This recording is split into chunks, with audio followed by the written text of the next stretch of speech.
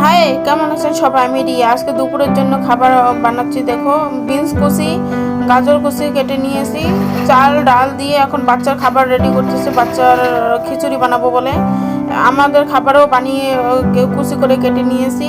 ফটফটি কুচি করেছি, নুন হলুদে ঢাকা দিয়ে কড়াইতে বসিয়ে দিলাম। দেখুন, এখন ঢাকা দিয়ে রাখবো। বাচ্চার খাবারও বসিয়ে দিয়েছি প্যানে। বাচ্চার খাবার হয়ে এলে তারপরে বেগুনটাও কেটে কুটে ভালো করে ধুয়ে রেখেছিলাম। এখন ডালটা সাম্বার বানাবো আমি আজকে। সাম্বার বানানোর জন্য গাজর গাজর গাজর কেটে নিয়েছিলাম।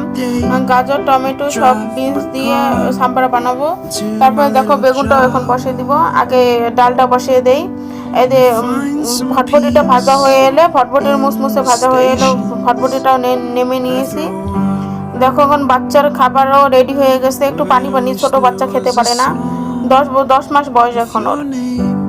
তবে দেখো, সাম্বারটাও বসিয়ে দিলাম কুকারে।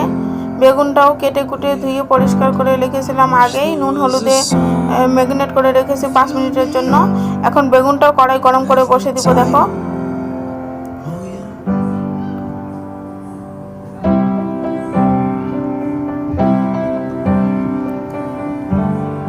হয়ে এলে নামিয়ে নেবো। বেগুনটাও ভাজা হয়ে গেছে। দেখো, আজকে দুপুরের খাবার এইটুকুই। তোমার দাদাকে খাবার দিয়ে দিলাম। সাম্বারের কালারটা দেখো, সাম্বার বানিয়েছি আজকে।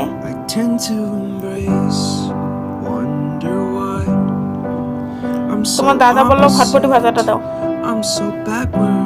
ওকে দিয়ে দিলাম ফটফটি ভাজা।